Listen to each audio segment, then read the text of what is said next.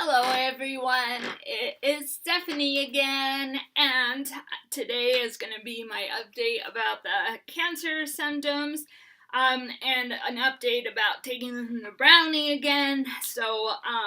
First I'll just, hold on, a few little things. Oh yes, so the only silver lining about having mouth cancer is it's hard for me to eat very much like I used to. So I've also continued to lose weight, even though I'm eating a lot more stuff now. So I want to update you guys on that diet. Just because before even getting like a box of macaroni and cheese, even that tasted weird. So it's this thing in my mind that's like, ugh, just like not wanting it at all. So I was eating a lot of the yogurt, Greek yogurt, and now I maybe eat about one a day just because sometimes it makes me nauseous. There's just different things that don't work very well anymore. So instead, for breakfast, I either have two pieces of toast, usually with some jelly and butter on it. But I've lately fallen in love with toaster pastries. Oh my gosh. Isaac and Jen have had them at their house for years, and I'm like, oh my gosh, they're so good. And to have it with my coffee, and it's not too sweet for me, so that has been my morning splurge for breakfast. And then I usually will have more toast through the day if I'm hungry, just with butter on it. But also I have, let's see. Oh yes. So I have crackers, like Ritz crackers. Crackers are alright because I can chew them down pretty well and they swallow fine. So I have like crackers, a little turkey, pepperoni, and cheese. So I just take that all out. Oh, and cherry tomatoes. So that is usually in my afternoon snack that will get me through to dinner. So Ritz crackers I always have on hand, and cherry tomatoes. Blackberries is another thing. I try to eat some more. I can't eat ice cream like I used to, just too sweet.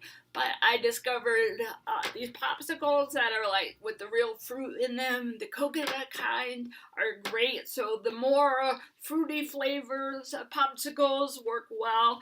So right now I have two boxes of wonderful coconut popsicles out in the garage, and I have lately gotten some pudding to have in my room because I just get really hungry but can never eat very much at one time. And so I have Nutty Buddies I just got today, and some the kids Cliff bars, that because the chewy granola stuff is like granola bars are too hard to eat, but I like these little Cliff ones because they're easy to chew and they're not too sweet. So I've loaded up on those and just looking. And popcorn is still something I'd like to be able to chew. Of course, everything, still takes a little while to get down there, but I wanted to update you guys on my new diet. All right. Okay. Oh, yes. And so I also have been experiencing the little clusters of sores. I've realized that they're all over my body now, like a really big scratch on the corner of this part of my arm. I can't show you because my long sleeves, but just these like sores like that. Yeah, I'm just finding them everywhere now, and yes, I just realized all of my body has these little clusters, and they are very painful. So I just of course, it's the fear again that I keep going to, oh no, it's happening too fast. And it's like, I just have to keep reminding myself that God, oh, that was another thing. The picture I told you guys about that God gave me with my kids, when I had to leave them in Rochester, just like one of each of my kids in his hands, like safe and protected, and they had these little red blankets on them, like the love of Jesus is covering them protecting them, and especially when I was going through not being able to be that spiritual, love of Jesus, and that having to leave. So it's just been one of those things I keep going to, and like, he is the best mom or dad that I could even think about being. So I saw myself being like that yesterday, and this, like, God knows how far I'm progressed. He knows. So it's like just having to continue to trust that he's got me. So that was nice to remind myself that he's holding me. Okay. Yes, so I've tried the 1/4 of brownies again, because the THC CBD oil was just not working, so I was taking the tryptoline and the Requip, and I'm like, what am I doing? So I was like, alright, I won't be scared of the pot brownies if I just have 1/4 of a brownie. That was the perfect amount the last 2 nights, even though I stayed up a little later last night, but still, like, deep sleep that I'm getting again without feeling nauseous. So I'm glad that I'm still able to take those, and so it's a nice relief not being super tired because the other stuff wasn't working. Okay. Oh yes, also my gums are more swollen and sore, all different ones, new ones in my mouth too, so it's just seems to be progressing every day. Alright.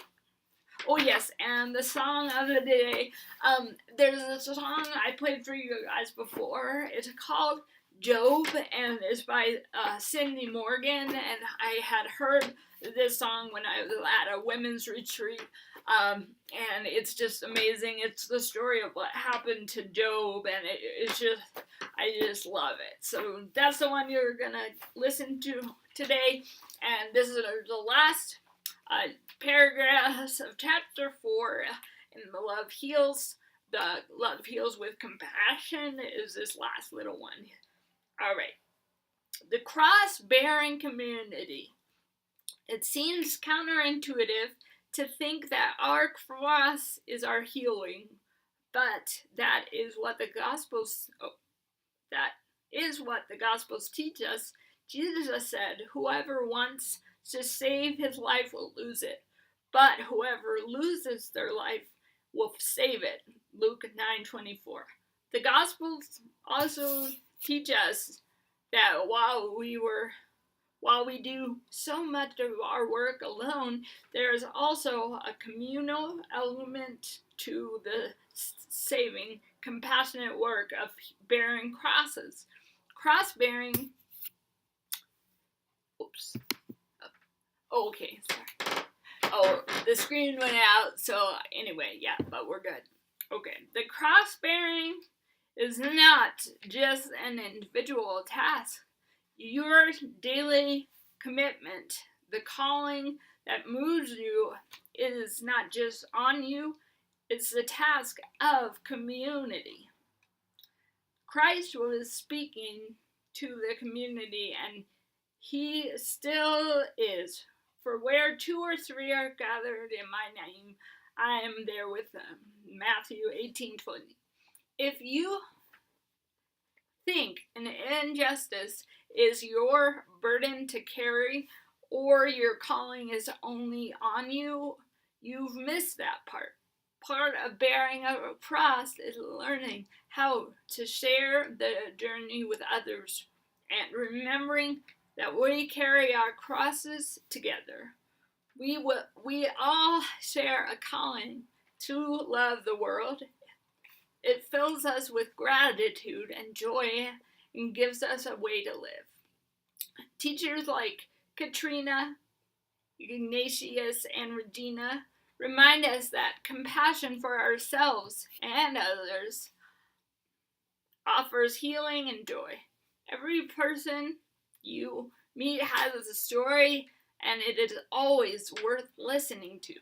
In other stories, we remember that the line between priest and prostitute are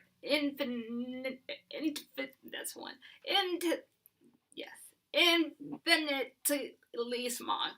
I knew I could get that one. All right, the lines that separate us are wiped out in the sand of the compassion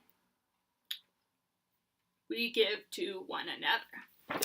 Okay, that was a little bit of a tongue twister, but now we are done with chapter 4, and you guys are all caught up with cancer stuff, so I probably will have, yes, we'll see if there's, I might need to do a Huntington's video before Thursday, but anyway, I will let you guys know in 2 days about the result, but your guys' love and support on this channel, I just love you all so much, and I hope you guys have blessed days and weeks.